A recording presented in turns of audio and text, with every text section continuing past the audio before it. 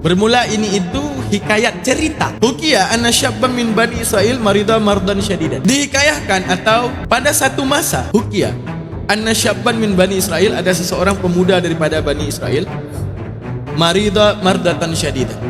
Dia sedang sakit dengan sakit yang begitu dahsyat. Sakit kuat, kronis, tidak ada kesembuhan. Panazarat ummuhu in afahullah min marudihi la takhrujanna min dunya sab'ata ayyam. Lalu kemudian ibu itu, karena orang-orang terdahulu itu ketika mencintai Allah, ketika kita punya keyakinan penuh terhadap Allah, maka orang-orang terdahulu itu lebih percaya Allah daripada dokter. Itu orang terdahulu tuh. Kalau kita tidak sanggup, tapi orang terdahulu seperti itu. Maka tak lain ketika anaknya sakit atau dirinya sakit, maka tak lain dia akan menguatkan ibadah sunnahnya, berzikir kepada Allah. Tak mampu juga menyembuhkan, dia akan berpuasa. Tak mampu juga menyembuhkan, maka dia akan bernazar.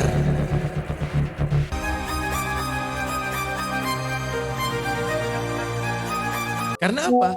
Bagi dirinya tak ada kekuatan yang mampu menyembuhkan selain Allah meridhakan kesembuhan di atas kuasanya kepada kita.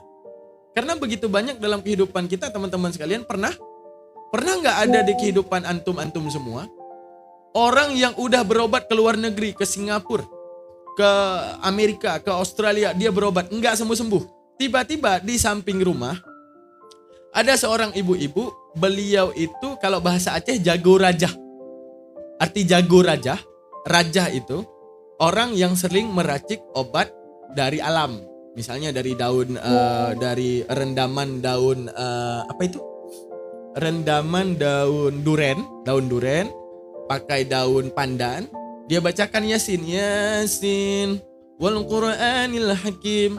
Dia bacakan, Allahumma ja'alta Yasin shifaan liman qara'aha, wa liman quri'at alaihi alfa shifai wa alfa dawai wa alfa barakati wa alfa ni'mah. وسميتها على لسان نبيك محمد صلى الله عليه وسلم المؤمة تعم لسائبها خير الدارين والدافئة تدفع عنا كل الفتن والآفات وأن يقضي لنا في الدنيا والآخرة جميع الحاجات يا الله يا الله يا الله يا الله يا الله إنك على كل شيء قدير. Itu raja. Dah? Lalu kemudian diberikan kepada orang tersebut, sembuh. Nah, ini ada kejadian seperti itu, teman-teman, di kehidupan kalian. Ada orang yang udah berobat ke luar negeri tak sembuh-sembuh, di samping rumah dia bukan berobat, hanya sekedar mampir, tiba-tiba sembuh. Ada nggak dalam kehidupan?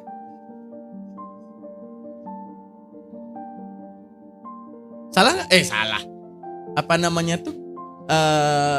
Ada kejadian seperti itu dalam kehidupan Anda? Melihat tetangga Anda udah berobat kemanapun tak sembuh, tapi ada dia berobat di samping di samping rumahnya, ternyata sembuh gitu. Ya, pernah enggak? Pernah? Coba komen dulu. Pernah enggak dalam kehidupan antum mendapati kejadian tersebut? Nah, itu wujud pembuktian daripada Allah bahwa tak ada segala kesembuhan kecuali Allah yang menakdirkan kesembuhan. Karena dulu di Aceh seperti itu, termasuk termasuk nenek saya. Nenek saya itu kalau sakit seperti itu. Dan kami keluarga diajarkan seperti itu. Begitu sakit disuruh sholat sunnah, disuruh puasa. Dulu pas masa saya kecil, mama saya. Karena saya punya nenek saya itu orang pondok, mama saya juga orang pondok. Saya juga orang pondok. Tapi kalau dari keluarga bapak beda. Keluarga bapak semuanya TNI, semuanya anggota. Tapi keluarga emak adalah semuanya garis keturunan orang-orang ngaji semua. Nah, jadi kalau sakit tidak lain adalah ibadah kita yang sedang dikejar oleh Allah. Dalam sakitnya kita bangun, dalam lemahnya kita menguatkan diri datang ke hadapan Allah. Karena saat kita sakit adalah saat di mana hati itu kosong daripada segala masalah, melainkan kita paling ingat kepada kematian. Setuju atau tidak? Saat sakit nih, bagaimana kalau ini sakit terakhir? Bagaimana kalau aku mati dalam sakit ini? Itu pasti biasanya terbayang. Benar gak? Nah, maka Orang terdahulu itu ketika sakit ataupun antum itu ketika sakit, tak lain yang Anda butuhkan adalah dekat kepada Allah. Setelah dekat kepada Allah dengan metode sholat sunnah tak menyembuhkan, maka antum berpuasa. Dalam keadaan berpuasa juga tidak menyembuhkan, maka jawaban terakhir adalah bernazar. Nazar kepada Allah. Kalau saya sembuh, maka saya akan bersedekah ke Ustadz Daman 20.000 misalnya. Atau saya akan bersedekah ke musola 30.000, bernazar. Oh, kalau memang tak sembuh baru dicari tabibnya. Berarti Allah memerintahkan antum untuk berkhidmat kepada tabib, kepada manusia lain, untuk mewujudkan wujud sosial. Jadi, peringatan pertama terhadap sakit kita adalah wujud taat kita kepada Allah. Tujuannya apa? Agar kita menyempurnakan lagi ibadah kita di balik cobaan sakit. Oh, kalau memang setelah kita beribadah, upaya ibadah apapun tak sembuh, setelah nazar pun tak sembuh, maka tidak ada yang terakhir kecuali Allah ingin wujudkan wujud sosial bahwa kamu membutuhkan orang lain. Datanglah kepada dokter ini. Maka saat itu akan sembuh. Sholat sunnah, puasa, sedekah. Iya, sedekah. Sedekah, puasa. Nah, ini orang dulu. Kalau orang dulu itu lisannya luar biasa. Karena bagi dia, kalamullah ini obat daripada segala penyakit. Makanya Allahumma inna ja'alta yasin. Ya Allah, jadikan bacaan surah Yasin ini di atas kalammu dan izinmu ya Allah. Syifaan liman qara'aha. Menjadi syifa bagi siapapun yang membacanya ya Allah. Waliman kuri'at alaihi alfa syifa. Dan bagi siapapun yang dibacakan Yasin ini ya Allah, alfa syifa, 1000 kesembuhan, wa alfa dawa, dan 1000 obat, wa alfa barakatin wa alfa ni'mah, dan 1000 keberkahan dan 1000 nikmat. Ya.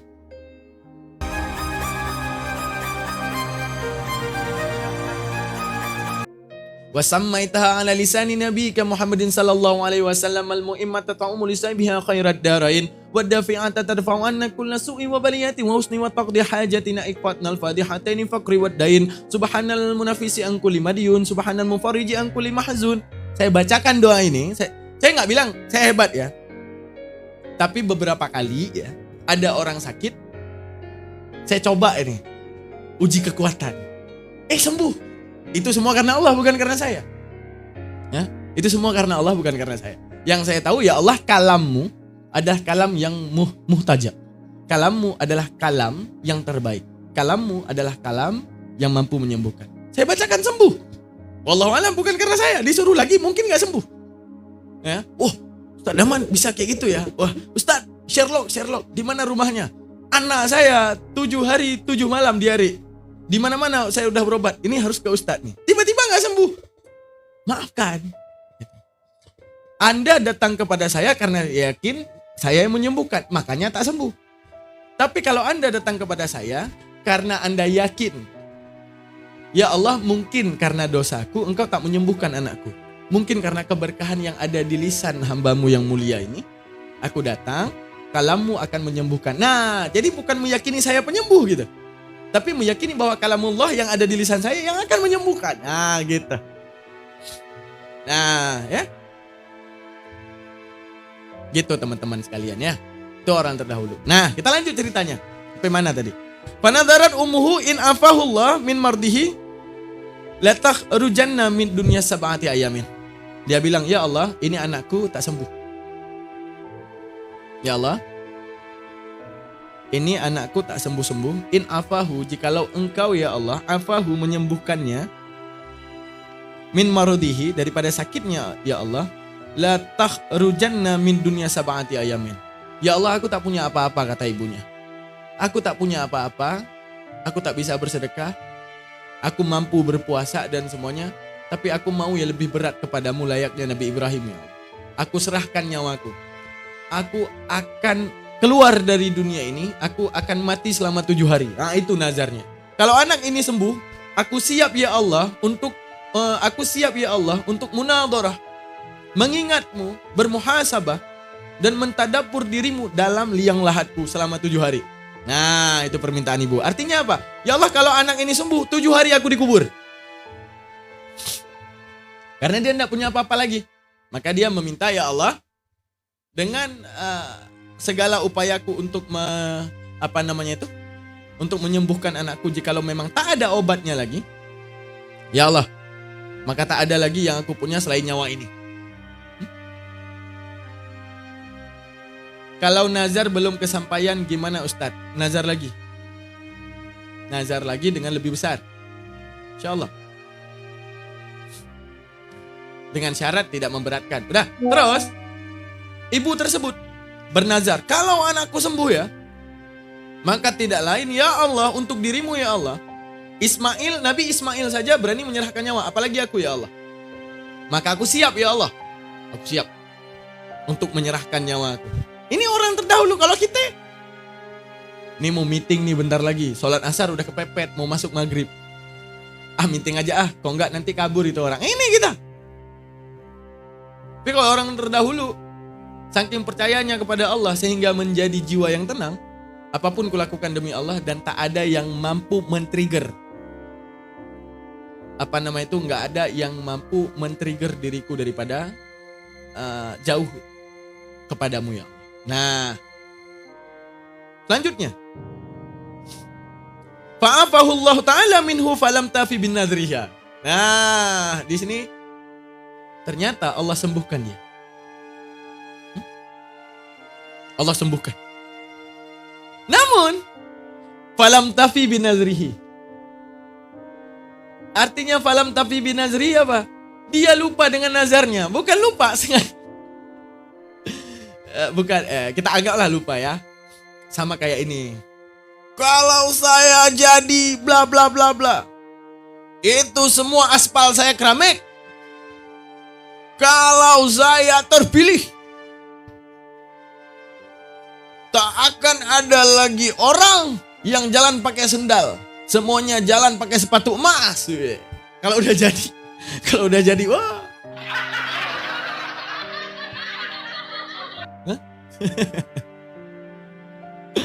Kalau udah jadi udah beda ceritanya kan gitu. Nah, hukumnya lupa dengan nazar bagaimana Ustadz? Saya jawab sedikit. Ini penting karena ada orang-orang yang bernazar ya. Teman-teman ada pertanyaan? Sebelum kita lanjut, nggak apa-apa ya ke-trigger sedikit dengan jawaban karena ini penting. Nazar itu hukum yang wajib dalam satu syariat kalau kita telah bernazar dan kita harus tahu hukumnya. Boleh? Boleh saya jelaskan hukumnya sedikit nazar? Boleh? Ya, oke. Nazar itu apabila kita telah nazar dengan lafal yang sah nazar. Kalau kita mengatakan gini, aku bernazar 1 sak semen ke masjid apabila anakku sembuh. Itu tak sah nazar. Karena sah nazar bukan karena sebut nazar, tapi membicarakan kalimat tafarrud. Contoh, ya Allah, aku akan memberikan semen ke masjid 1 sak. Wajib di atasku kalau anakku sembuh. Nah, wow. Karena penyebutan wajib di atasku, di situ nazar. Jadi jangan salah. Aku bernazar akan memberikan ini, dan itu. Nah, kalau seandainya terwujud, apakah wajib bayar? Tidak. Satu pendapat yang kuat. Dengan penyebutan nazar tuh, tidak. Tapi yang wajib bayar, yang kita sebutkan wajib di atasku membayar. Nah, itu nazar. Paham ya? Jadi perbaiki kalimat ijab nazarnya. Ya. Nah, kalimat ijab nazarnya dengan penyebutan wajib di atasku. Kalau seandainya sumpah mudarat di atasku gitu. Nah, selanjutnya nazar itu bukan karena sebut nazar. Cuman ada pendapat yang kedua. Pendapat yang kedua dengan sebut kata-kata nazar sudah wajib. Ya. Oke lah, kita tidak berdebat di atas itu. Intinya kalau Anda sudah berani bernazar, tunaikan. Itu satu. Lalu Ustadz, kalau kita bernazar, terus kita lupa Ustadz. Kalau kita lupa tentang nazar tersebut, ingatlah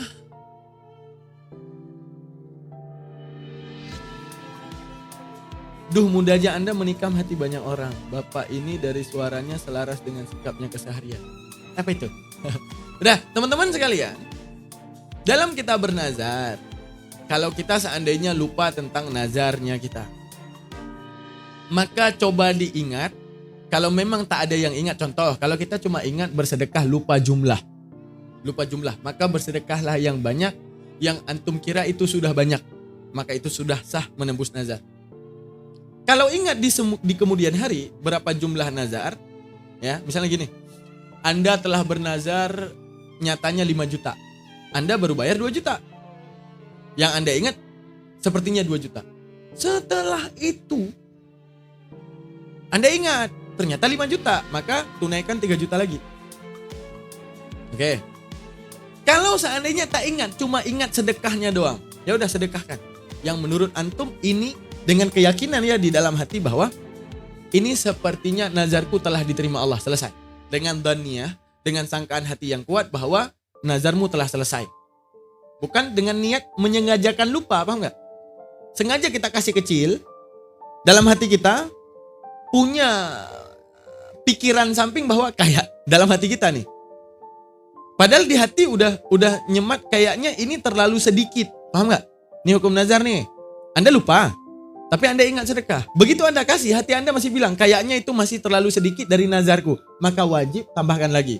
Sampai hati Anda itu yakin bahwa itu sudah cukup. Paham? Paham? Nah, itu kalau seandainya sedekah. Kalau seandainya lupa sama sekali apa yang Anda nazarkan, maka tunaikan semuanya. Tunaikan ibadah masanninya. Apa? Salat sunnah 2 rakaat tunaikan. Puasa puasa tunai nazar itu selama terserah Anda sampai Anda yakin paling kurang 10 hari ya. Kalau dibuat dalam kitab itu 10 hari gitu. 10 hari. Maka setelah itu bersedekah, tunaikan semuanya, bab syariatnya tunaikan. Ya Allah, aku sholat sunnah untuk menyelesaikan nazarku 2 rakaat. Apalagi bab sedekah, kita datang sedekahi orang. Ya Allah, aku tunaikan nazarku. Kita berpuasa, ya Allah aku tunaikan nazarku. Karena kita gak ingat sama sekali, maka segala bab ibadah kita tebas semua untuk menembus nazar. Gitu.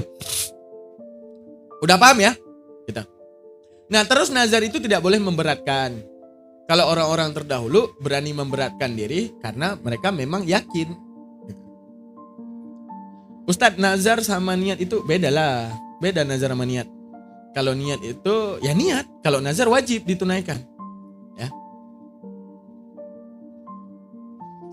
Masya Allah, sungguh jelas penerangannya. Ya, Ustaz, ulangi cara bernazar yang wajib dengan penyebutan wajib nazar. Ya Allah, apabila anakku sembuh, maka wajib di atasku untuk 50.000 ke Ustadz Daman. Nah, jadi nazarnya pakai Ustadz Daman aja nanti ya. Ya, nggak apa-apa, bagus tuh. Karena bentar lagi kita harus nyari kontrakan. Jadi gak apa-apa, nazar atas nama saya. Sering-sering ya. Oke, kita lanjutkan teman-teman pengajian. Fanamat lailatan. Maka setelah ibu itu tidur, karena lupa akan nazarnya, fanamat lailatan. Kemudian dia tidur. Dan dia bermimpi. Fa'ataha atin wa qala laha. Maka datanglah seseorang sosok di dalam mimpinya. Aufi binadrika. Li'alla yusibuka minallah bala'us syadid. Tunaikan nazarmu. Jangan sampai banyak musibah yang menimpamu. Nah, jadi ibu itu ingat lagi itu. Ustadz, gimana cara bayar orang sekarang udah meninggal sewaktu hidup bernazar puasa? Boleh kita sebagai anaknya membadal nazarnya. Kita menggantikan nazar daripada ibu kita kalau puasa. Ataupun difidyahkan boleh juga. Itu nanti masuk dalam bab diat, nanti ada bab bayar denda. Ustadz, nazar ketika belum berakil balik apakah sama wajibnya? Tidak. Karena syarat nazar juga adalah tamah mukallaf. Ini kok udah ke bab fikah. Nanti tanya lagi. Lanjut ya. Lanjut apa bahas nazar nih? Lanjut ya. Lanjut. Ini ceritanya nggak habis nih. Ini udah 1 jam 16 menit nih kita live. 2 jam kita tutup nih. Gimana? Mau mana nih? Lanjut cerita ini gimana nih? Semalam itu udah bersambung. Lanjut ya.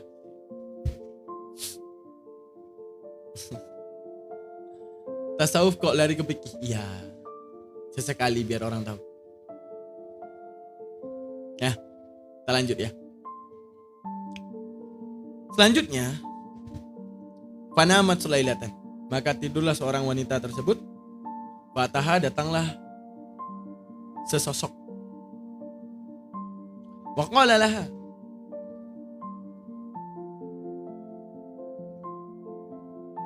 Maka setelah itu berkatalah sosok itu kepada ibu itu. Apa yang dikatakan? Aufi binadrika, tunaikan nadarmu. Jangan sampai ada musibah Allah yang menimpamu. Maka setelah itu falamma asbahat da'at waladaha wa akhbarat bikissah. Terus terbangunlah ibunya, langsung segera datangi anaknya, wahai anakku, untuk kesembuhanmu tak ada yang menyembuhkanmu selain Allah yang menyembuhkan. Bukan upaya ibu menyembuhkanmu yang menyembuhkan, wahai anakku. Karena ketentuan di atas sakitmu di atas ketentuan Allah, dan ketentuan di atas sembuhmu juga ketentuan Allah. Ibu bernazar, ketika kemudian sembuhmu, maka ibu rela untuk dikubur 7 hari. Dikubur di dalam satu kuburan 7 hari, hilang daripada dunia ini. Kalau ibu mati dalam 7 hari tersebut, maka nyawa ibu paling pantas untuk Allah, dan ibu berani untuk memberikan nyawa ini kepada Allah. Dan itulah nazar ibu. Namun kalau ibu selamat, maka ibu sudah selesai dengan segala nazar ibu. Oke, dia cerita nih kepada anaknya. Maka kalau orang terdahulu, kalau emaknya ini bertakwa kepada Allah dan tawakal kepada Allah, maka senantiasanya anaknya juga, jangan ma, nggak mau, enggak. Karena anaknya juga punya pemikiran. Ya Allah, kalau memang itu wahai ibu adalah upayamu dalam kemudian menunaikan hak Allah, maka lakukanlah ya wahai ibu. Maka aku akan siap dengan segala ketentuan. Kalau memang ini adalah wajah terakhir yang kupandang daripada ibu, dan kita akan bertemu lagi di surga, maka wahai ibuku, engkau adalah hamba yang taat, engkau adalah hamba yang mulia. Maka izinkan ku cium bau telapak tanganmu, dia cium, untuk perpisahan dengan ibunya. Setelah itu, setelah dicium tangan ibunya, tunaikanlah wahai ibu. Kita berpisah di dunia, Allah akan menantimu di akhirat dan membuat aku bersama kamu di akhirat. Maka mintakan kepada Allah dalam muhasabah jiwamu. Kalau memang ibu harus dimatikan, mintalah kepada Allah karena doamu yang paling diterima wahai ibu. Mintakan aku dijaga oleh Allah di dalam dunia ini, jangan ada satu waktu pun aku dijauhkan daripada dirimu ya Allah. Lalu kemudian apa yang terjadi?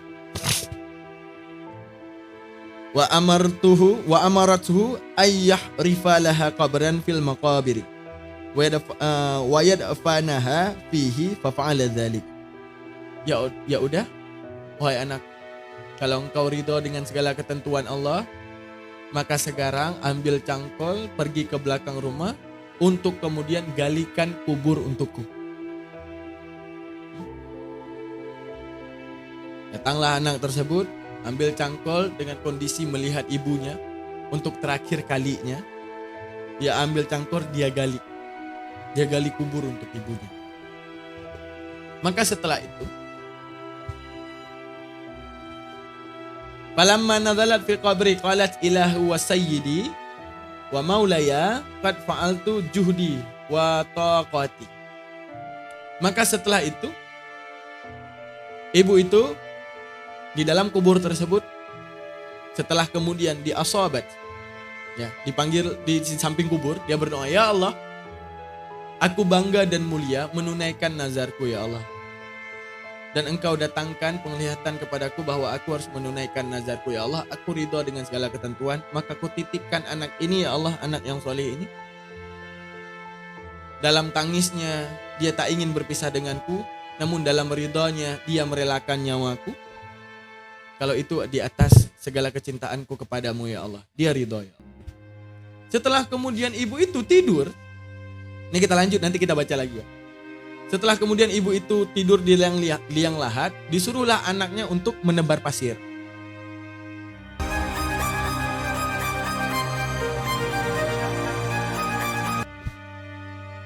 Anaknya menebar pasir dalam keadaan air mata yang bertetes, ditanam hidup-hidup. Setelah ditanam hidup-hidup, anaknya rela. Kenapa? Layaknya seperti Nabi Ibrahim tadi, suruh memenggal kepala anaknya sebagai sesembelihan. Kalau kita lihat nggak logik ini. Mau kayak mana? Allah hanya ingin menguji, itu doang. Allah menguji Ismail terhadap nyawanya atau Allah. Dia pilih apa Allah? Nyawanya silakan. Ambil ya Allah. Kalau ini untuk nyawa ini tak penting ya Allah. Yang penting engkau ya Allah. Kalau engkau ridho nyawa ini tercabut, silakan. Karena aku tahu aku dan ayahku berpisah di dunia, di akhirat engkau akan mempersatukan.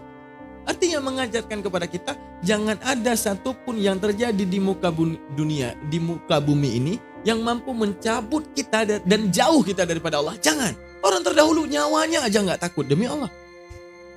Setelah itu, setelah disuruh kubur ibunya, lalu apa yang terjadi? Di saat di dalam tidur itu, dilihatlah oleh seorang ibu tersebut, fara'at min jihati ra'siha nuran suatian wajuhran kalkuah. Ibu tuh lagi di dalam kubur tersebut melihat ada satu lubang. Dilihatnya dari celah lubang itu ada cahaya. Dilihatnya dari celah lubang itu ada cahaya. Itu gimana Ustadz? Dalam kubur ada lubang. Ya Allah yang menakdirkan, kita tidak tahu. Sama seperti Anda menanyakan, Ustadz kuburan kan sempit. Di belakangnya ada tanah. Itu Malik mau duduk di mana itu nanti? Ustadz boleh nggak kalau dikubur kita buat kayak ruang bawah tanah biar lega, kita buat ruang tamu biar nanti muka ruang nangkir nyaman masuk ke kuburan kita gitu. Nggak ada. Ya, itu alam barzah udah beda. Dan jadi ceritanya saat itu begitu sampai di situ dilihatlah ada celah, daripada celah tersebut terbesit cahaya masuk ke dalam mata ibu itu. Seorang hamba Allah tersebut menyaksikan. Apa ini dia saksikan? Fanadharat fihi fara'atuhu bustanan wa fihi imra'atani. Maka ibu tersebut melihat ke ujung cahaya tersebut ada taman. Dia membayangkan ini lokasi pemakaman. Tadinya padang yang tandus. Kok tiba-tiba ada celah yang saat aku mengintip dari celah ini yang terbayang adalah taman.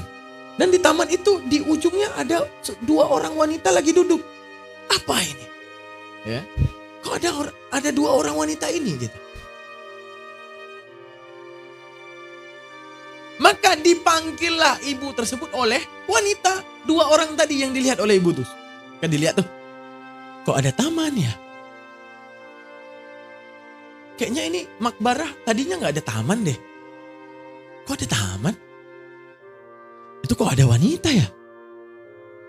Dua orang berpakaian putih di dalam taman di atas kolam.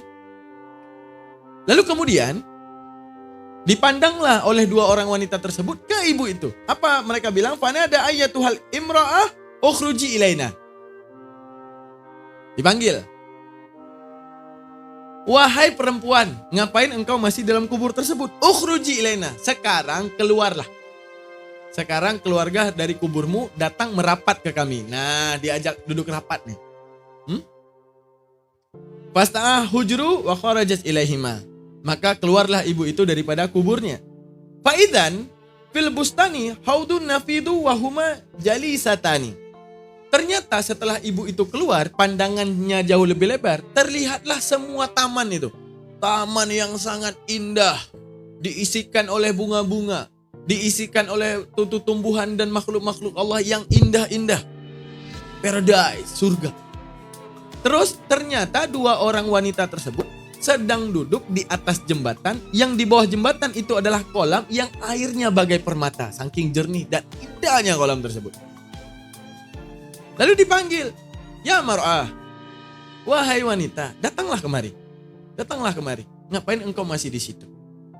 Nah, makin penasaran ceritanya? Gimana? Kita lanjut apa kita tutup? Oh gimana nih?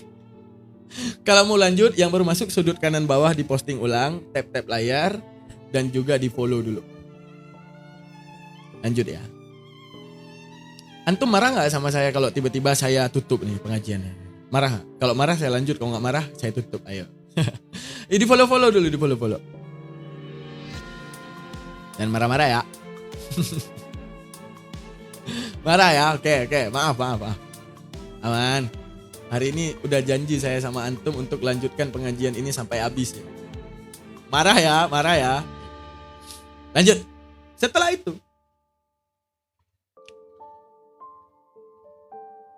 tanggung lanjut Ustaz, lanjut sampai subuh. Enggak. Udah, setelah dipanggil, datanglah ibu tersebut ke samping dua orang wanita tersebut. Lalu datanglah ibu tersebut memanggil, Assalamualaikum. Dia memanggil wanita tersebut dengan lafal salam. Assalamualaikum, kata. Lalu mereka diam. Assalamualaikum. Masih diam. Oi, assalamualaikum. Nah, ibaratnya gitu. Udah 3 kali masih diam. Faqalat lahuma. Maka berkatalah ibu tersebut bagi kedua orang wanita tersebut. Mana akuma antarudda alayya salama wa antuma qadiratani alal kalab. Oi. Kenapa kalian tidak menjawab salamku? Bukankah kalian yang memanggil aku datang kepada kalian? Faqalatalah. Maka berkatalah laha baginya. Inna salama ta'at wa qad muni'na minha. Iya memang, menjawab salam itu perintah Allah dan wajib. Namun untuk kali ini kewajiban tersebut sedang dihindari oleh Allah, sedang ditegah oleh Allah untuk kami menjawab salammu.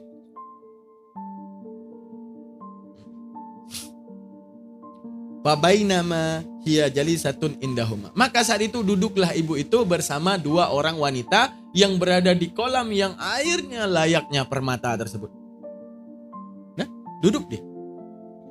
Wa izan bitairin ala ra'si ihda mar'atani yurawihu 'alaiha bi janahihi wa izan bitairi ala ra'sil ukhra yanquru ra'saha bi minqarihi. Nah,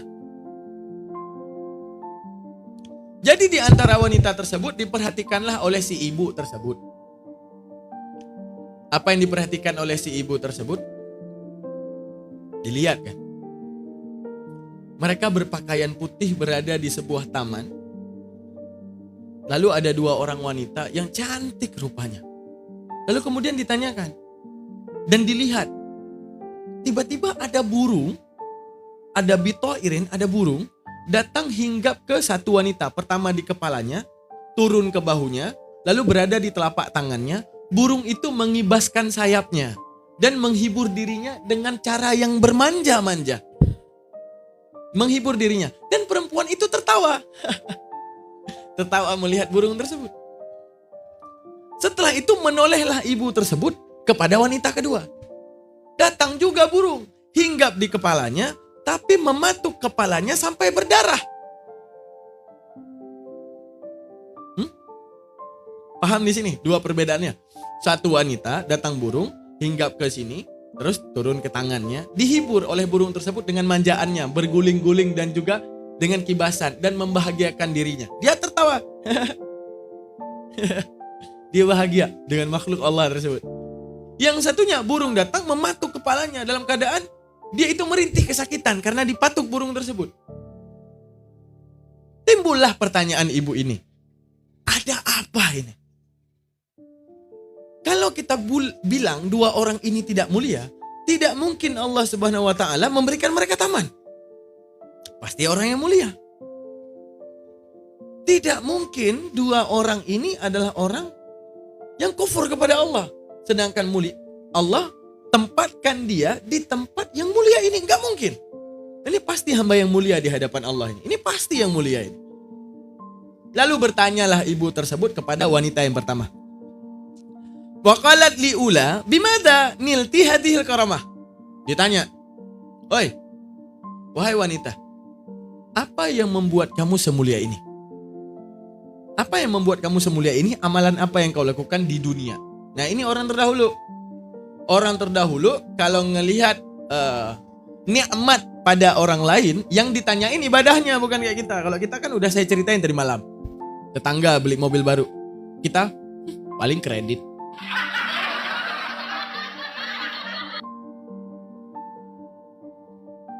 Tetangga tiba-tiba baru siap beli mobil baru, udah beli kulkas baru. Sombong. Amin. Amin. Tapi kalau orang terdahulu, kalau melihat seorang hamba, dimurahkan rezekinya. Dimurahkan rezekinya, dibuat manusia menghormati dirinya. Gitu. Tahu apa yang ditanyakan? Enggak ditanya beli kulkas berapa, harga berapa, beli mobil di mana, cash atau kredit, enggak. Mereka nanyakan ibadah apa yang kau lakukan sehingga Allah muliakanmu. Nanti dia cerita, aku enggak ibadah.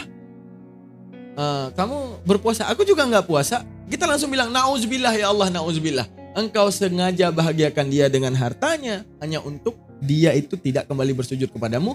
Ternyata engkau sedang mengazab dia dengan nikmat dan kekayaan. Ya Allah, jauhkanlah daripada aku. Itu orang terdahulu.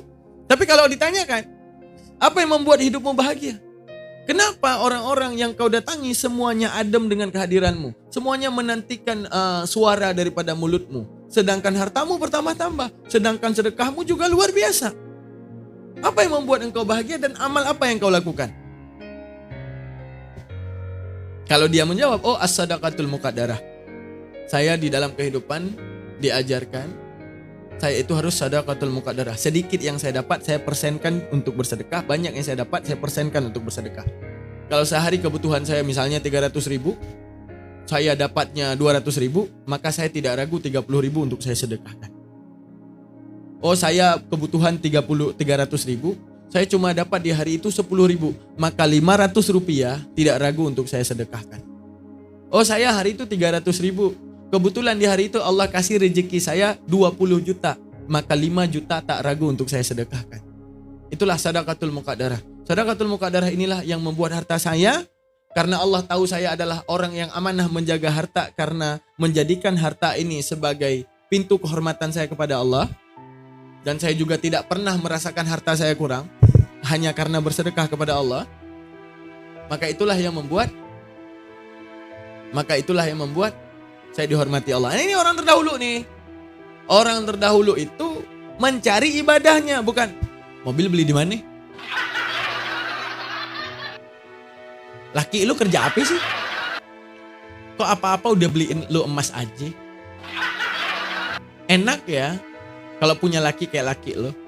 Laki gua boro-boro beli emas. Gua aja pusing mikirin rokok dia gitu. Itu. Kalau orang terdahulu melihat satu kemuliaan seorang hamba di dunia, dia datangi, dia tanya, ibadah apa yang kau lakukan?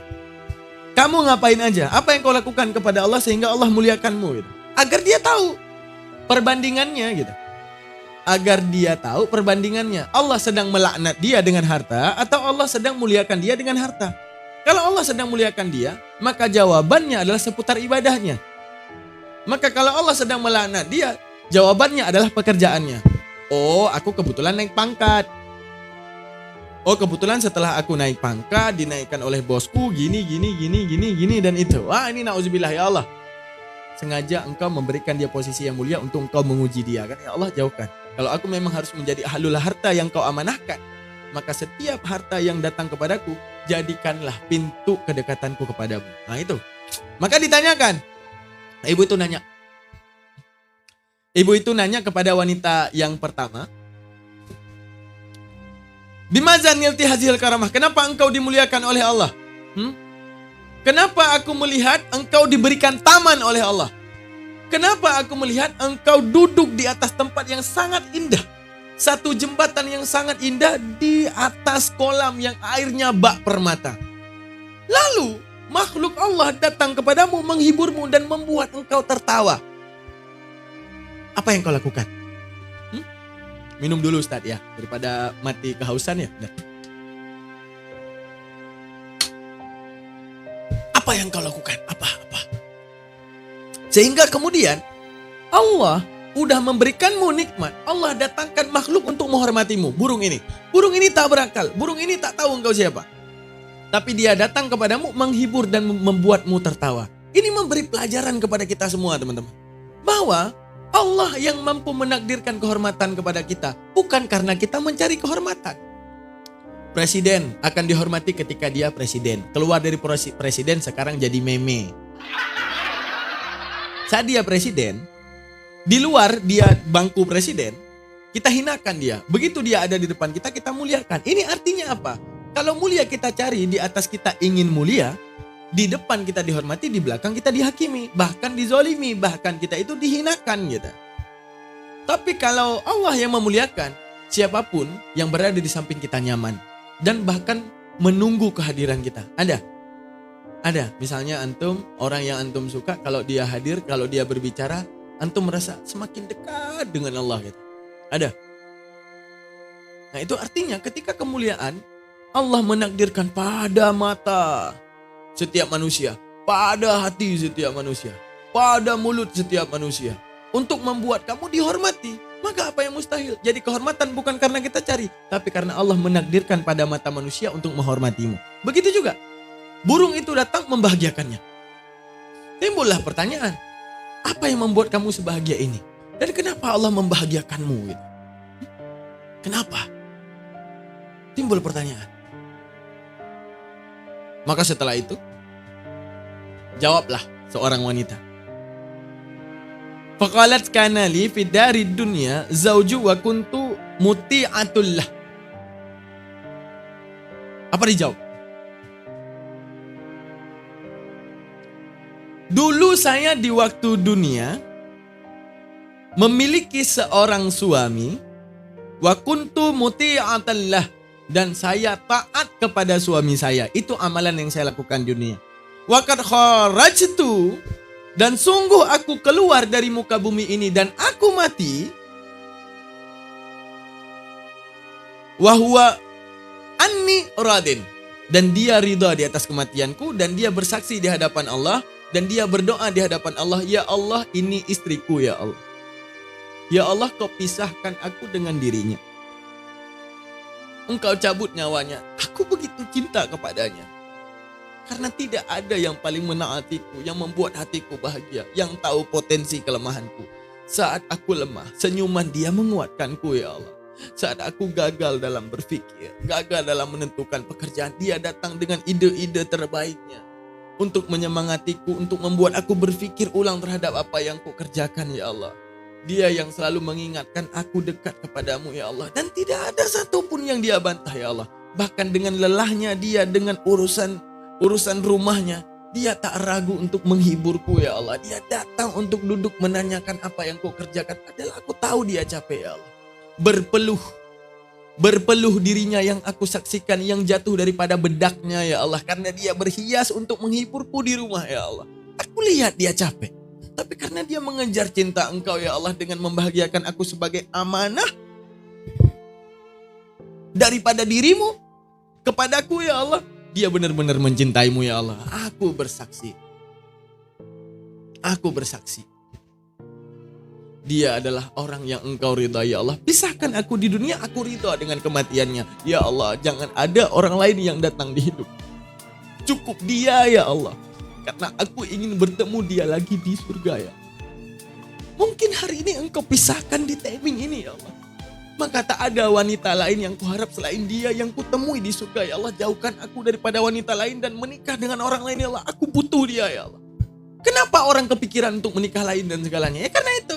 Tapi kalau dia ridha menjadikan ini adalah perantara dia di surga, dan dia pengen bahagia di surga bersama dia, gak ada kepikiran. Yang dia ingat, ya Allah, aku mau ketemu dia lagi ya Allah. Cuma dia ya Allah. Tak ada yang kudapati orang lain selain dia yang paling membahagiakanku ya Allah. Aku bersaksi dia adalah orang yang aku ridhakan. Maka dari itu, karena itulah wahai wanita, aku dihormati oleh Allah. Maka oleh karena itu aku dicintai oleh Allah. Maka Allah berikan aku taman sebagai wujud kesolehanku. Aku diberikan taman ini karena wujud, karena solehku, karena hebatku, beribadah kepada dirinya, dan bahkan aku menjadikan suami sebagai amanah yang aku ridho di atas segala sikapnya. Dia punya kekurangan, aku menyempurnakan. Tak bisa aku sempurnakan, aku minta Allah untuk menyempurnakan dirinya. Kalau makin dia kurang, aku akan bersabar di atas kekurangannya. Karena hidup sebentar saja. Kalau aku mati, aku akan hilang daripada kekurangannya. Maka aku akan memaafkan dirinya. Setidaknya di hadapan Allah, aku adalah yang dirahmati Allah dan dicintai oleh Allah. Karena aku menjadikan dirinya sebagai wadah aku mencari ridha Allah. Dia kurang, aku bersabar. dia makin sempurna, wujud syukurku luar biasa dalam doaku untuk dirinya. Itu maksudnya, suami, istri, apapun di keluarga itu sebagai pernak-pernik gitu. Yang dia penting adalah Allah. Oh, dia punya kekurangan, aku akan bersabar ya Allah karena ini ujianmu. Oh, dia sempurna ya Allah, aku akan bersyukur abis-abisan ya Allah, jagakan dia ya Allah. Selesai. Nah, maka dia bilang, ini adalah wujud solihku kepada Allah. Lalu kenapa burung ini datang menghiburmu? Allah nggak mau aku sedih karena aku berpisah dengan suamiku di dunia. Maka burung ini datang, dia menghiburku dan selalu bikin saya ketawa. Setiap hari, dia bikin saya ketawa. Dia selalu menghibur saya, bahwa saya tidak sendiri. Maka burung ini adalah pengganti suami saya. Dia datang, dia mengkibaskan sayap, dia bermain dengan saya, menghibur. Di tempat penantian ini saya menunggu suami saya datang ke sini juga. Dan suami saya masih di dunia dalam ketaatan yang telah saya didik. Dengan ketaatan yang telah saya didik kepada dirinya. Maka hari ini Allah memuliakan saya, pertama dimuliakan dengan tempat yang indah, yang kedua dimuliakan agar saya tidak kesepian. Makhluk-makhluk Allah datang kepada saya menghibur saya. Oh. Terus ada wanita kedua nih. Wanita kedua nih. Wanita kedua berada di taman yang indah. Wanita kedua berada di dalam kolam yang indah juga sama. Duduk di atas singgasana, di atas jembatan, di atas kolam yang tadinya itu airnya bagaikan berlian, tapi dipatok burung. Gitu. Dipatok burung, kepalanya. Burung yang tadi datang bukan menghibur, mematok kepalanya. Gitu. Nah, penasaran gak? Gimana? Kalau dia adalah hamba yang terlaknat, maka tempatnya gak mungkin baik. Gitu. Bener gak? Kalau dia orang yang dilaknati Allah, maka paling kurang dia bukan orang yang baik, maka tempatnya di parit-parit neraka. Tapi di taman yang indah.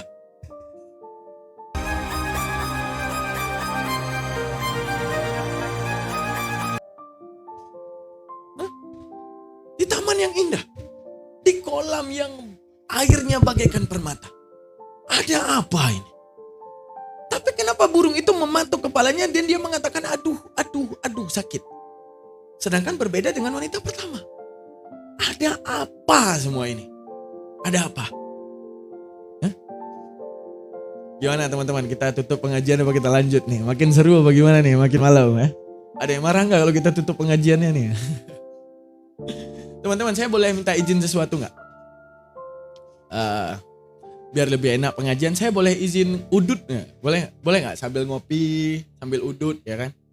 Kok enggak nanti otaknya kemana-mana nih, udah kepikiran udut. Boleh enggak? Kita izin.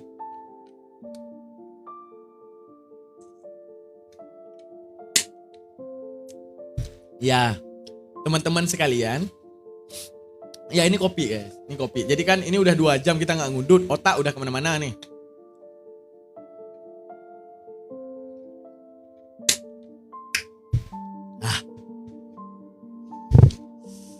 Ya semoga ya teman-teman. Bentar ya.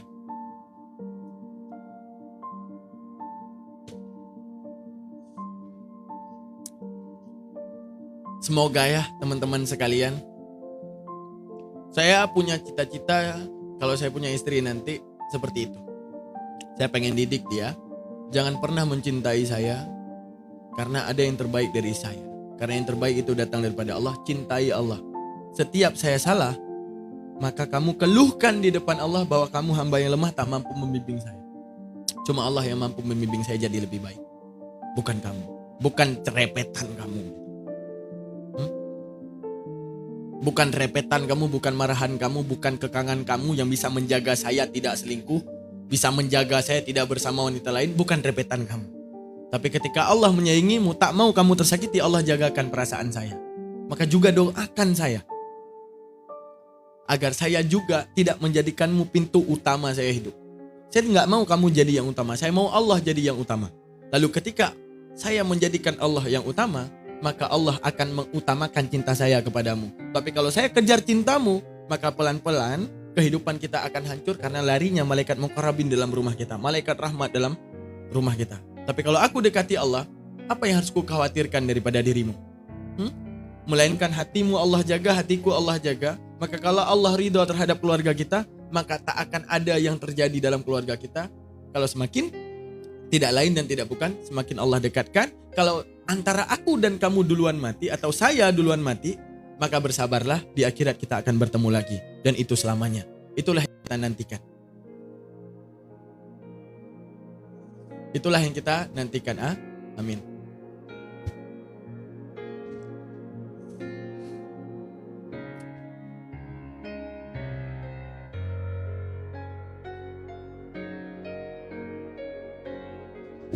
Itu paling penting. Dah. Udut Ustaz dulu mesem gak ngudut? Ya. Kita lanjutkan. Udah sampai mana? Diingat tadi ceritanya. Ingat gak? Ceritanya pada ingat gak? Ceritanya sekarang kita udah masuk pada wanita kedua nih.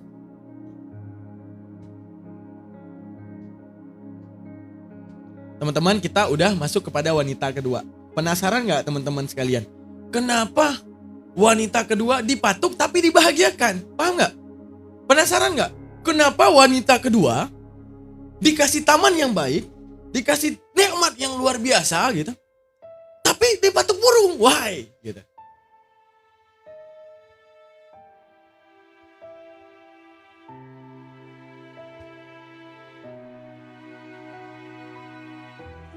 Ntar selesai udut. Karena nggak sopan kita baca kitab, kita lagi ngudut. Ya, kita ngudut bentar ya. Ini anggaplah jeda, boleh ya? Nggak apa-apa ya. Anggaplah ini jeda sebentar ya. Jeda sebentar.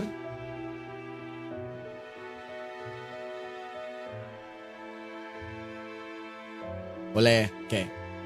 Jeda bentar, istirahat dulu.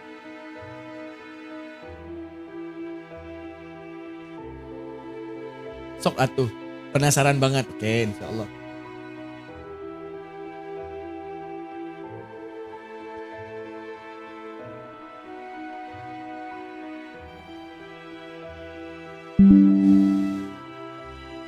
Yang belum follow di follow dulu, yang belum posting ulang di posting ulang dulu bareng-bareng. Luar biasa hari ini. Hari ini yang nge-follow aja 1200. Masya Allah, jazakallah. Jazakallah, yang saya banggakan dari antum. Antum mencari ridha Allah bersama saya dan saya hargai kehadiran antum, luar biasa.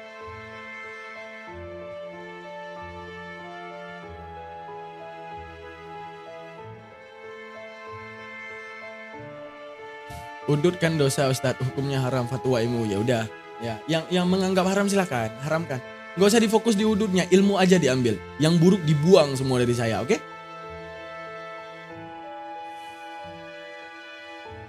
Sabar dulu. Nah.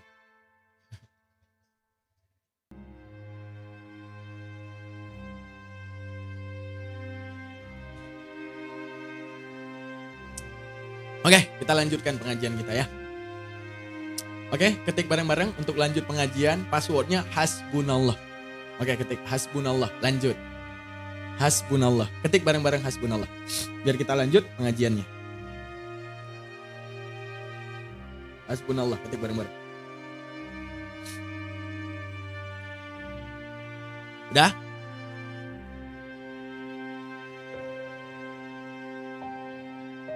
Ya, bagus. Yang belum follow di follow dulu, yang mau posting ulang, posting ulang. Ya. Oke, teman-teman sekalian, kita lanjut pengajian kita. Ya. Terus, apa yang terjadi? Dia menjawab, teng tedeng tedeng. Ya, kan ada musiknya. Ku menangis. Oke, kita jawabkan. Jadi tidak ada yang paling diharapkan oleh seorang istri selain di detik kematiannya suami bersaksi bahwa dia adalah jenazah yang diridhokan.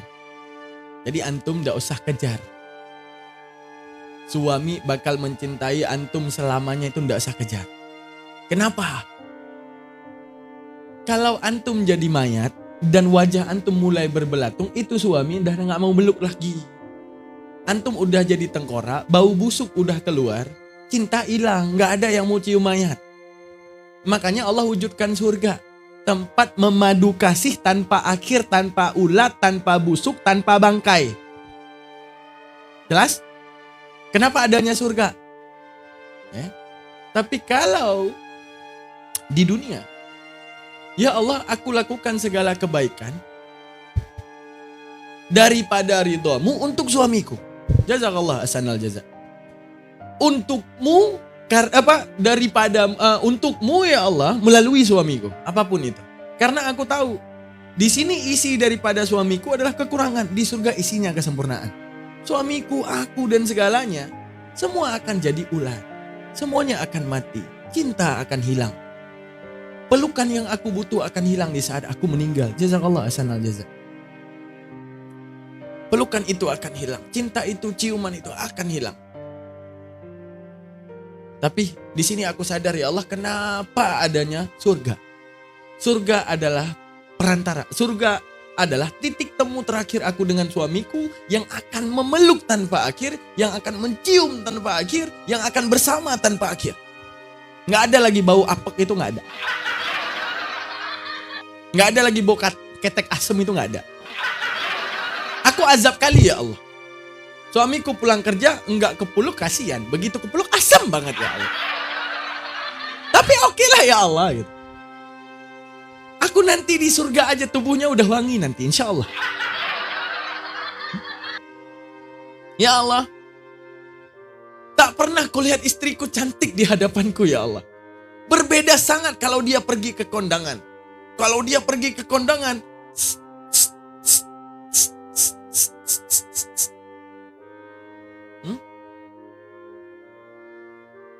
cakep. Jilbabnya digini-giniin. Tapi ya Allah, di hadapanku ya Allah, pakai koyo bau balsem terus ya Allah. Daster udah bolong ketek kagak diganti-ganti ya Allah. Aku bersabar atas itu ya Allah. Aku bersabar di atas itu. Kusuruh pakai baju yang bagus yang kubelikan waktu gajian yang dia minta. Dia pakai cuma buat kondangan. Di depanku tidak pernah. Di depanku dia pakai daster bolong ketek, koyok di sini dan di sini. Baunya bau minyak tanah. Aku bersabar ya Allah. Bersabar aku ya Allah. Di atas ridhamu ya Allah. Karena nanti segala kesempurnaan dan itu selamanya dan tak ada hal-hal yang negatif itu sendiri. Gak akan ada lagi ya Allah. Aku memeluk dirinya dalam keadaan wangi. Dan tidak ada lagi yang namanya ketidaksempurnaan pada dirinya. Dan aku bersabar di atas. Itu semua. Oke. Gak mungkin. Gak mungkin. Oke. Kita lanjutkan.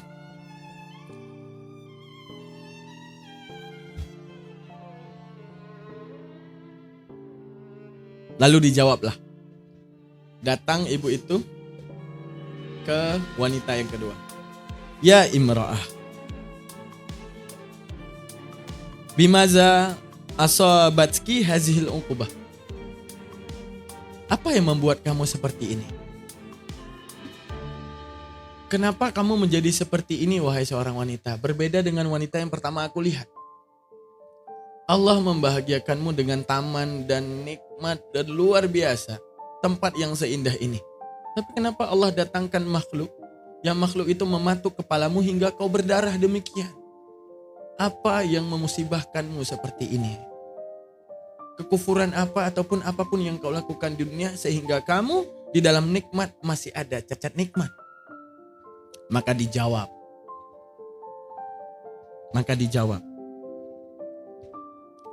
Faqalat inni kuntu mra'atan salihan wa kana li fid dunya zaujun wa kuntu asiyatallah.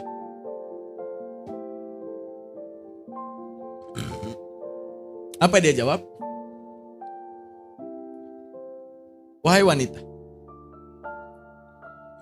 bahwa sesungguhnya aku adalah seseorang perempuan salihan yang salih di dunia.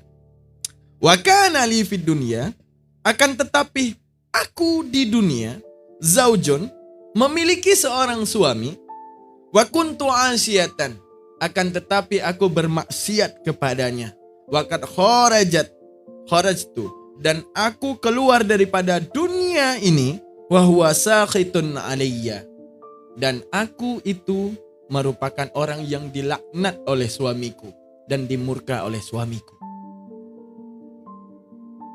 Faja'alallahu qabri, maka Allah menjadikan qabri, kuburku, raudatan li salihi, karena solehku menjadi taman-taman surga seperti yang kau saksikan. Aku berada di tempat yang indah ini karena memang aku soleh. Wa anqabani hazil unqubah bisukhti zauji, akan tetapi Allah cacatkan nikmatku karena aku tidak menaati suamiku. Fas'aluka iza raja'ti ila dunya. Bentar, yang ini nanti kita baca. Nah, dia jawab, wahai perempuan, aku ini wanita yang soleh. Nah, soleh dalam artian sini apa? Soleh menurut dirinya soleh. Paham gak? Kita menyangka ibadah kita sempurna, kita menyangka puasa kita paling baik, kita menyangka di hadapan Allah kita paling mulia, bahkan lebih mulia daripada suami. Sehingga kemudian dengan apa yang terjadi kepada suami, kita menyangka diri paling mulia, kita abaikan perintah suami. Kita sakiti hati suami, kita ogah-ogahan sama suami. Ya, kita menganggap kita paling soleh dalam keluarga. Apa yang terjadi? Dia beramal, Allah hargai amalannya. Dia sholat, Allah hargai sholatnya. Dia beribadah, Allah hargai ibadahnya. Dengan apa? Menjadikan kuburnya raudatan min riyadil jinan. Kuburnya itu menjadi raudah. Kuburnya menjadi surga di antara riyadil jinan, taman-taman surga. Oke, udah Allah kasih. Namun cacatnya cuma satu. Karena keburukan yang terjadi pada suaminya, dia enggan menaati suaminya, menyangka dirinya lebih baik daripada suaminya. Maka apa yang terjadi? Kadang dalam kenikmatan Allah datangkan makhluk-makhluk yang tidak sudi dengan aku karena laknatnya suami kepadaku. Paham sampai di sini? Dia soleh untuk pribadinya dengan Allah. Tapi Allah berikan kepadanya amanah, yaitu suami, bersabar di atas keburukan suami, ataupun bersyukur di atas kelebihan suami. Dia tak lakukan itu. Karena apa? Menyangka dirinya lebih soleh. Lalu ketika aku mati, katanya, suami ini tidak ada rasa iba dengan kepergianku. Dan bahkan dengan kepergianku pun, dia menyangka adalah aku orang yang tidak taat kepadanya. Aku tidak patuh kepadanya. Maka daripada itu aku menyesal karena menyangka diriku lebih baik. Mentang-mentang ibadahku lebih mulia daripada suami, aku menghakimi dirinya dengan tidak menaatinya. Kuhentikan membahagiakan dirinya, sehingga dia tidak bahagia. Kuhentikan untuk taat di atas apa yang membuat dia tersenyum. Aku punya seorang suami, dia bermaksiat, dia tidak sholat kepada Allah. Ke Allah aja tidak sholat, ngapain aku bikin kopi? Ini salah. Sadar ya? Suamiku tidak sholat, Ustaz. Suamiku tidak beribadah. 11-12 mau orang kafir. Makanya gak aku bikinin kopi. Makan seadanya. Biar dia sadar. Gak bisa. Salah. Tugas Anda. Makanya jangan jadikan suami itu sebagai wadah utama. Wadah utama adalah Allah. Ya Allah, aku ridho. Ya Allah, balikkan keadaan suamiku ya Allah untuk bertaubat kepadamu. Oh, dia tak taubat juga. Ya Allah, ridhokan aku. Tugas aku menjadikan suami sebagai amanah. Dia bersalah, dia kurang, aku ridho di atas itu ya Allah. Ya. Aku bersabar di hadapanmu ya Allah di atas kekurangannya dia. Dan aku bersyukur kalau dia sempurna ya Allah. Tugas aku menyiapi dia makan. Tugas aku menaati perintah dia. Kalau dia bilang, Dek, jangan keluar. Abang gak sempat temenin adek. Adek kalau keluar harus ditemani mahram. Dalam hati kita terbesit. Alah, sok soleh lu. Sok ngejaga gua lu. Sok soleh lu. Sok ngejaga gua lu. Lu sholat aja males ngatur-ngatur gua. Sok-sokan takut Tuhan lu. Ini fatal. Ini fatal dan rusak. Tugas kita person by person dengan Allah. Suami person by person dengan Allah, istri person by person dengan Allah. Tapi kenapa ada suami dan istri menjadikan ini wadah mencintai Allah? Ya Allah, aku butuh sabar yang besar di atas kekurangan pada suamiku. Ya Allah, izinkan aku bersabar. Kuatkan rasa sabarku ya Allah, aku lemah. Dan ini cobaanmu, dengan aku bersabar. Bukankah ini ya Allah yang akan merahmatiku di surga? Bukankah ini yang akan memicu rasa sayangmu kepadaku karena aku bersabar di atas orang yang aku pilih ini? Bukankah ini ujianmu ya Allah? Ini kesempatanmu ya Allah, aku terima. Ku jadikan dia pintu sabarku. Maka ya Allah, ketika dia sempurna, ya Allah, dia sudah sempurna sekarang. Bukankah ini wujud syukur kepadamu? Udah semuanya kaitkan dengan Allah. Tapi kalau person by person, kalau kita ke-trigger gini,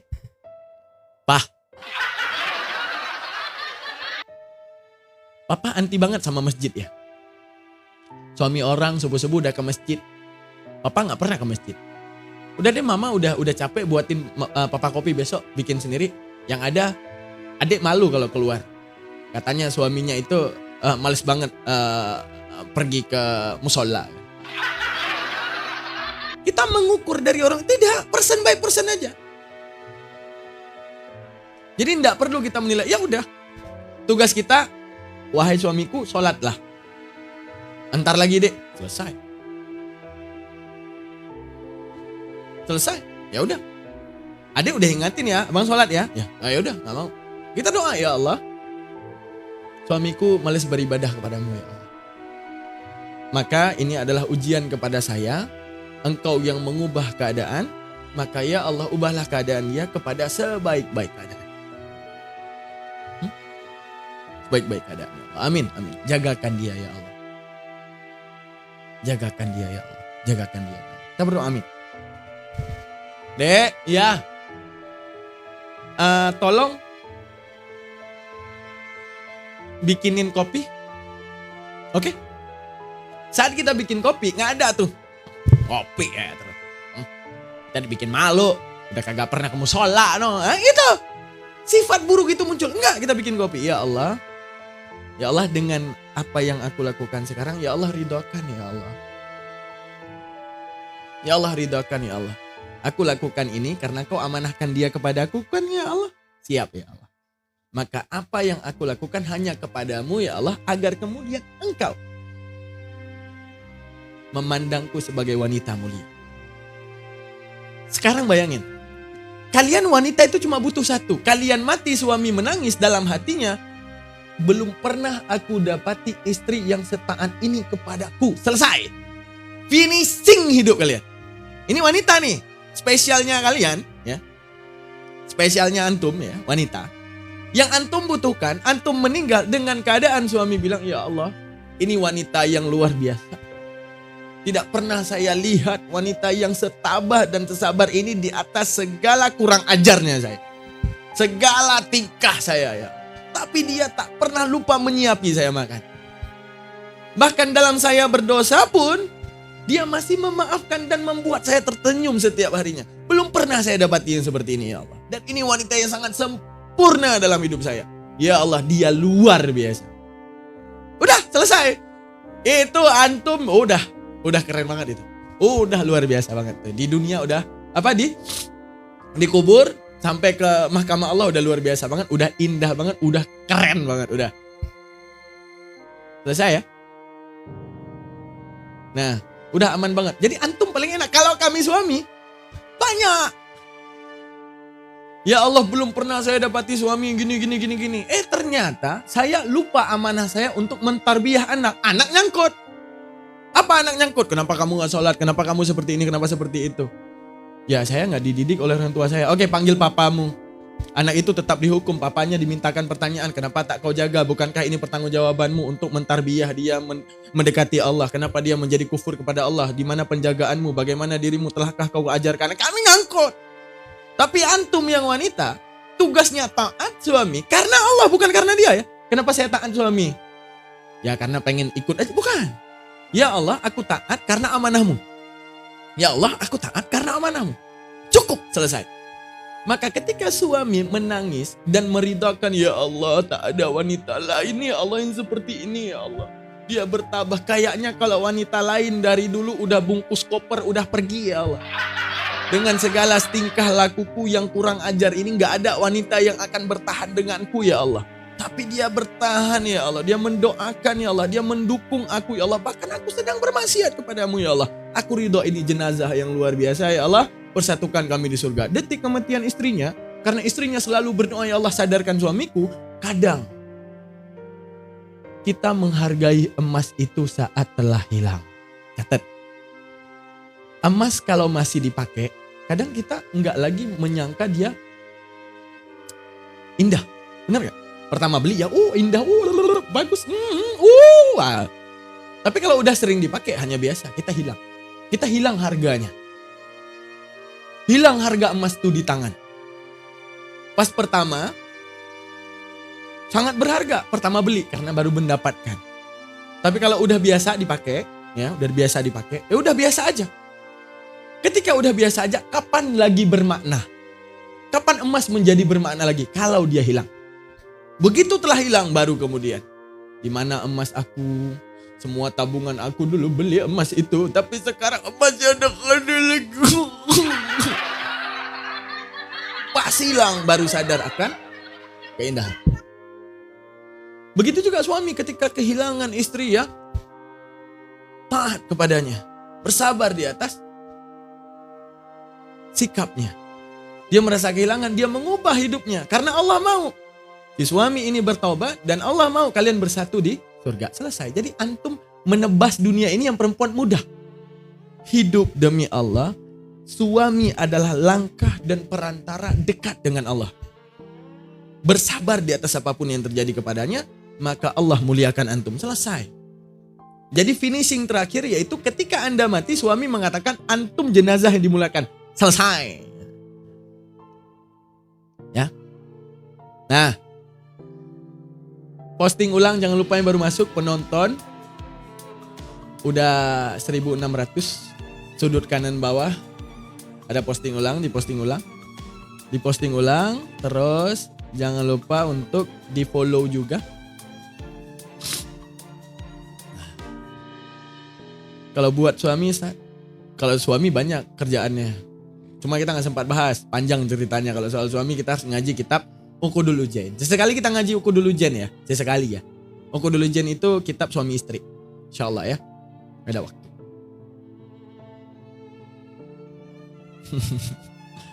Oke teman-teman, kita lanjut pengajian. Lanjut cerita tadi. Bagaimana kalau suami beda keyakinan Ustaz? Suami beda keyakinan gimana tuh? Suaminya maksudnya gimana? Anda yakin Anda cantik, suami gak yakin gitu apa gimana? Anda yakin bahwa Anda baik, tapi suami gak yakin gitu. Apa gimana? Nih?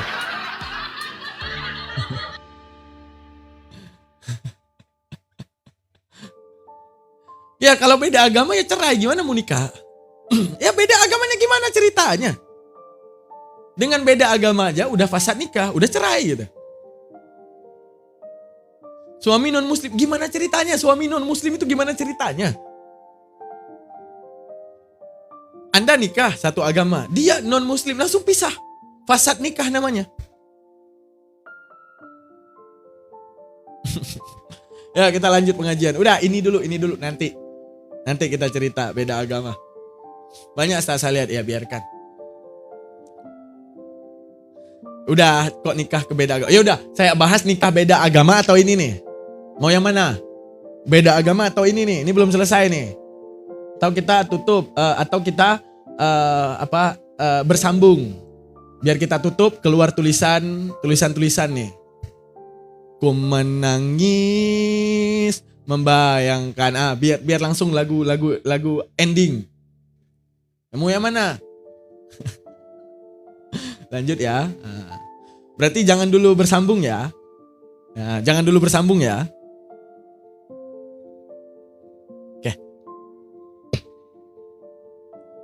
Oke, kita lanjutkan teman-teman sekalian.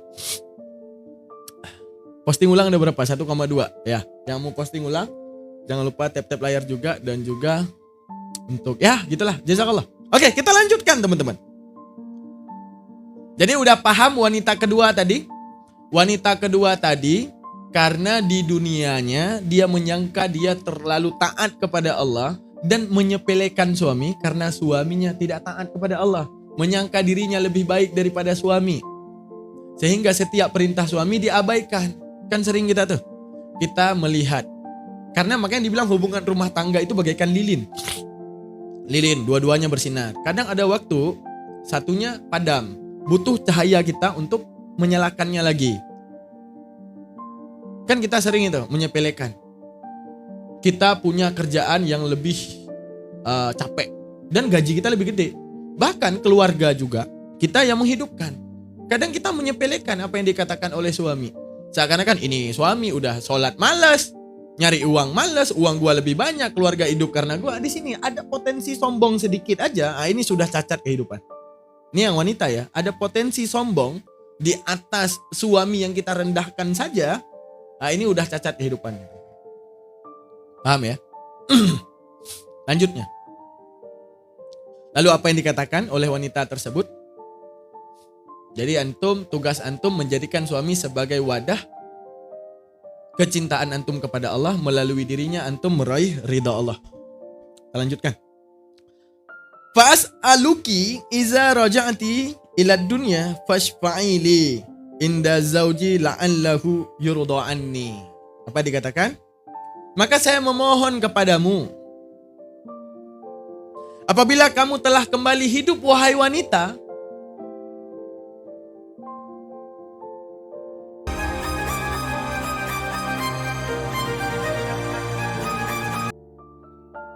dan engkau kembali ke dalam dunia setelah nazarmu,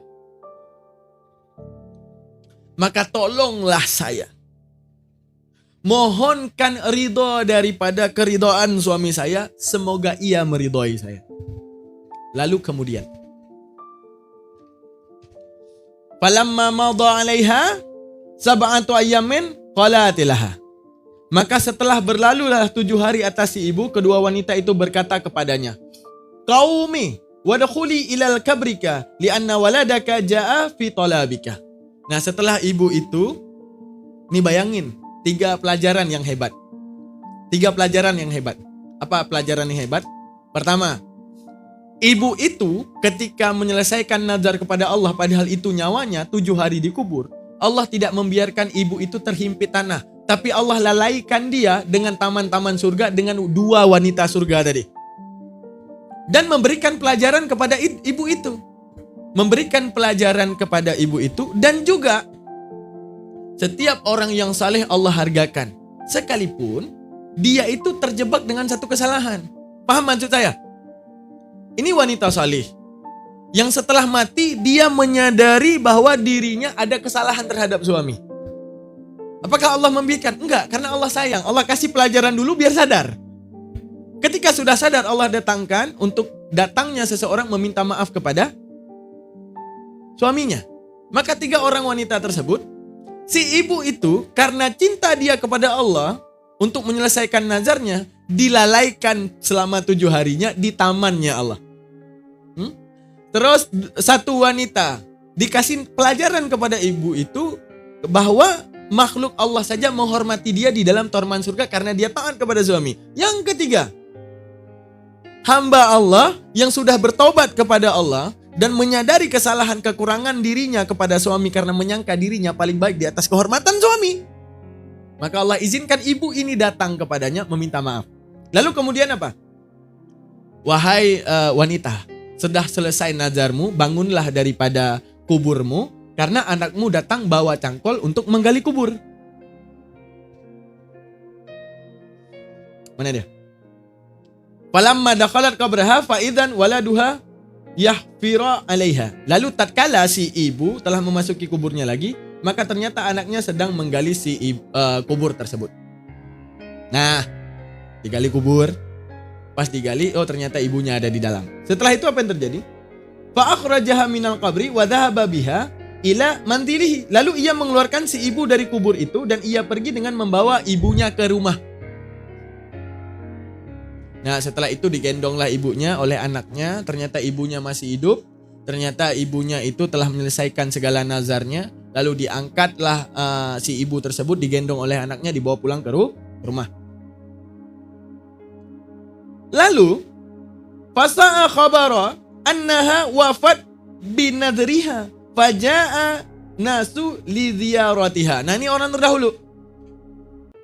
Ketika tahu ada orang yang menyelesaikan nazar dengan 7 hari 7 malam mengubur dirinya tanpa mati, di atas menyelesaikan nazarnya kepada Allah, tersebar berita ini, maka semua orang datang ke rumahnya mengunjungi dirinya. Mengunjungi dirinya. Kenapa? Orang terdahulu kalau melihat orang yang mulia, Masya Allah. Masya Allah. Dia datang untuk mengambil kemuliaannya, untuk menanyakan bagaimana ibadahnya, untuk menanyakan kenapa engkau yakin, kenapa engkau berani, secinta apa engkau kepada Allah, apa yang akan terjadi, bagaimana mendidik jiwaku agar seperti kamu. Itu orang terdahulu. Kejar Allah habis-habisan. Kalau ada keberkahan dan kemuliaan Allah pada orang lain, dia kejar ibadahnya, dia kejar caranya. Aku juga mau dimuliakan Allah sama sepertimu. Ceritakan kepadaku, hikayatukah, ya? Hikayatkah, hakatkah, ceritakan kepadaku, ceritakan apa yang terjadi, bagaimana cara mengibadahi, bagaimana Allah memuliakanmu. Itu orang terdahulu. Ketika tersebar ibu ini telah selesai dari nazarnya, datang semua ke rumahnya. Lalu waja'a zaujul mar'atil lati sa'alatha syafa'ata indahu. Maka di saat itu ibu itu berfokus mencari suami si wanita yang tadi ingin meminta maaf kepada suami. Fa akhbarathu bi khabariha fa'afaha anha. Maka kita anggaplah mana suaminya Bu Lilis. Kenapa engkau menanyakan suaminya Bu Lilis? Udah nanti. Mana suaminya Bu Lilis? Lilis mana ini? Itu Lilis dagang sebelah. Oh, Lilis dagang sebelah. Saya suaminya gitu. Nah, ibaratnya gitu. Dipanggil. Ketika dipanggil, saya bertemu dengan istrimu. Istrimu insya Allah telah dimuliakan Allah. Namun karena laknatmu dan karena tidak ridhamu terhadap dirinya dan apa yang dilakukan dirinya, ada dosa-dosa yang belum kau maafkan, maka dia di sana sedang tersiksa karena laknatmu. Maka aku ingin memintakan maaf di atas nama dirinya. Maka maafkanlah dia. Lalu kemudian si suami memaafkan. Dia ridho terhadap istrinya. Dia ridho dengan segala apapun yang terjadi dan penghinaan yang pernah dilakukan oleh istrinya kepada dirinya yang merenggut sakit hati si suami tersebut. Fara'at fi manamiha. Maka dilihatlah fi manamiha pada tidurnya istri tilkal mar'ah faqalat laha qad najautu fil uqubati bisababika fajazakallahu khairan wa afa anka. Wallahu a'lam bishawab. Ibu itu tidur lagi. Saking bersihnya hati orang terdahulu, dia memimpikan wanita itu lagi. Terima kasih banyak wahai hamba Allah. Engkau keluarkan aku dari panah laknat Allah karena lisanmu.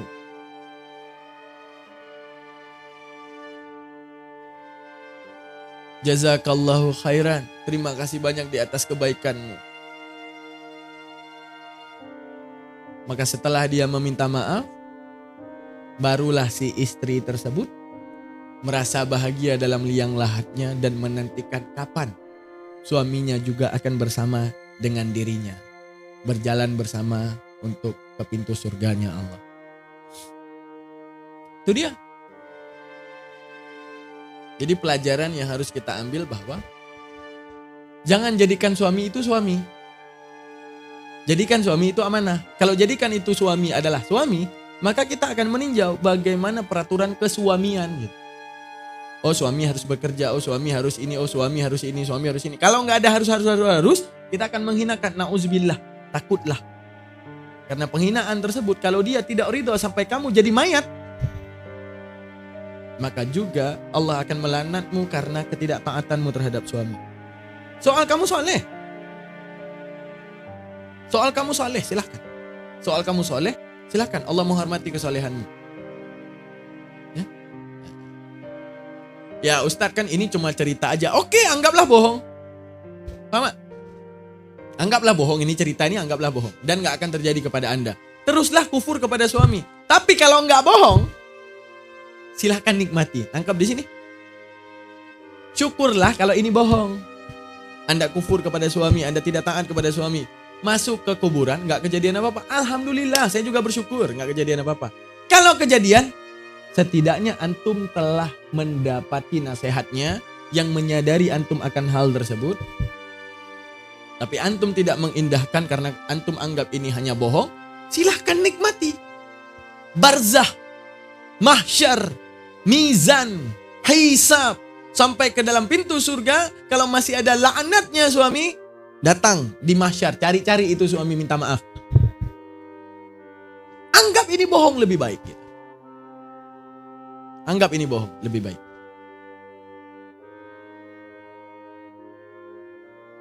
Gitu dia teman-teman sekalian. Jazakallah sanal jazak. Aduh, saya belum upload pengajian kita. Saya belum upload pengajian kita yang sebelum-sebelumnya. Saya mau upload nih. Saya mau fokus di YouTube. Setuju ya kalau pengajian kita itu ada replay ulang di YouTube. Ini pada mau dinonton gak sih nanti? Kalau saya upload di YouTube ini pada gak mau dinonton. Ngapain kita upload di YouTube? Pada mau dinonton gak replaynya nih? Karena banyak nih replaynya. Replaynya banyak pengajian kita yang udah terlewat. Nonton aja di replaynya nanti. Jangan lupa gabung di grup ya. Sekali lagi tolong ketikkan nomor saya agar tidak telat pengajian. Oke. Hari ini kitab Nawadir Al-Qalyubi selesai. Besok kita lanjut kitab apa ya kali ya? Nawadir Al-Qalyubi selesai. Besok ilmu hati lagi kali ya? Besok majalis ya? Majalis ataupun marakil? Apa enaknya? Majalis, marakil, apa yang enak? Ihya Ulumuddin udah pernah. Ihya Ulumuddin udah pernah. Ihya Ulumuddin bulan puasa udah kita bahas. Masalah bab puasa. Ihya Ulumuddin. Hikam nanti nggak tahu cara nyimaknya antum. Besok bahas suami Ustaz. Kayak ada yang dendam ya. Ini ada yang dendam tuh. Ibu ini dendam nih. Wah, ini Ustaz bahas istri aja nih. Besok bahas suami Ustaz.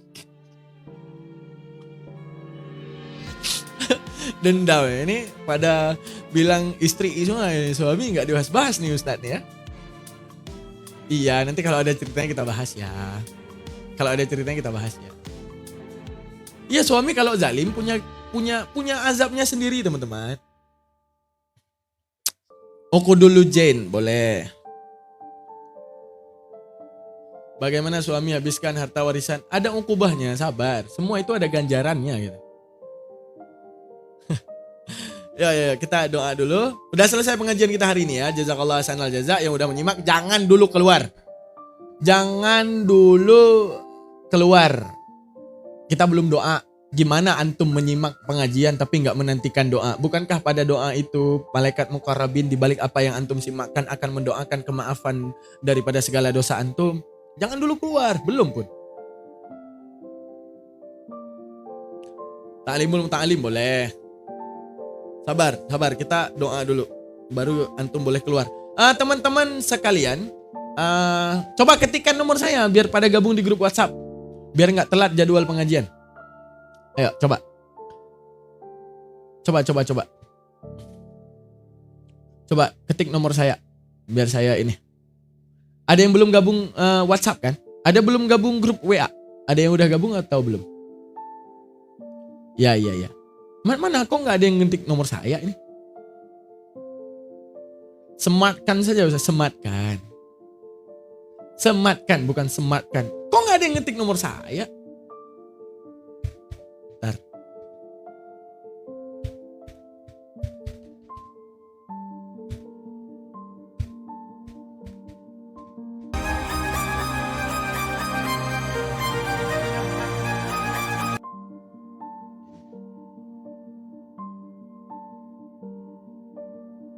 Nah itu. Oke. Itu nomornya. Itu nomornya udah saya sematkan. Ada ini. Nih, langsung di chat, di screenshot biar nggak telat. Nih. Tuh. Ketik nomornya, terus nanti chat. Ustadz izin gabung. biar nggak telat jadwal pengajiannya teman-teman sekalian ya. Oke lah teman-teman sekalian, kita akan tutup pengajian kita. Jadi kita matikan lampu karena kita mau tutup pengajian. Nah, kita akan tutup pengajian. Semoga pengajian hari ini menjadi pelajaran yang berharga untuk antum. Tak ada yang antum harus kejar selain cintanya Allah kepada antum melalui apapun itu. Apa yang ada di antum, jadikanlah itu pusat kecintaan antum dan mencari ridha Allah kepada antum. Allah jadikan istri pintu amanah sebagai antum mendapat ridha Allah. Jadikan suami sebagai pusat amanah untuk mencari ridha Allah. Punya anak, jadikan anak sebagai pusat amanah. Punya dagangan juga menjadi pusat amanah. Punya pekerjaan, jadikan pekerjaan itu pusat amanah. Ya, artinya Allah dulu yang dikejar, maka segala pernak-pernik dunia adalah amanah antum mencari seluk-beluk daripada kecintaan Allah kepada antum. Kita bakal tutup pengajian kita. Nanti dalam doa kita akan ada lafal. Perhatikan dalam doa ada watuk do bihil hawaij. Mintakan apapun yang Anda mau dalam bahasa Indonesia ketika Anda mendengarkan watuk do bihil hawaij. Mintakan apapun ketika Anda mendengarkan watuk do bihil hawaij. Mintakan apapun. Ya, oke. Angkat tangan, kita berdoa.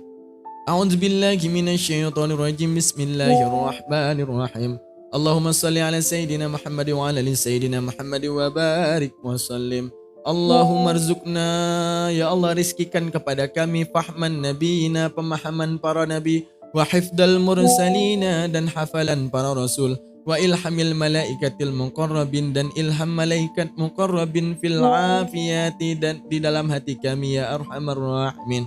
Allahumma inna nastaudi'uka, ya Allah hadiahkan kepada kami ma'allam tanah, segala sesuatu yang belum kami ketahui. Fardudhu ilaina, maka kembalikan pemahaman tersebut inda ihtiyaji ilaihi, ketika kami membutuhkan. Wala tansina abada, dan jangan pernah engkau lupakan selama-lamanya. Amin amin ya rabbal alamin.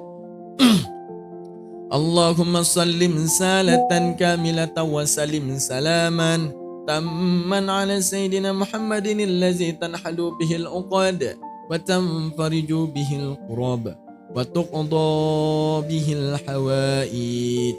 Ya.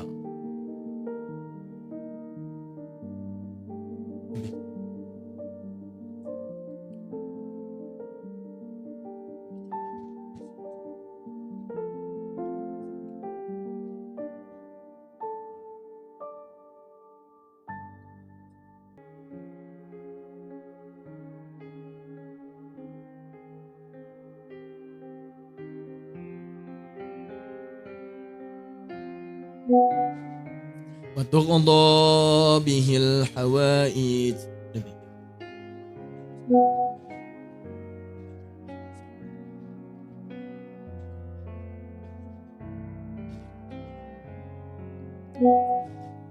وتقضى به الحوائج.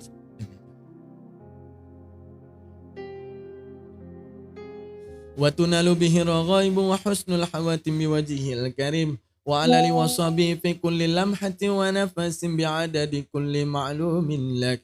سبحان ربك رب العزة عما يصفون وسلام على المرسلين والحمد لله رب العالمين. الفاتحة ورحمة الله.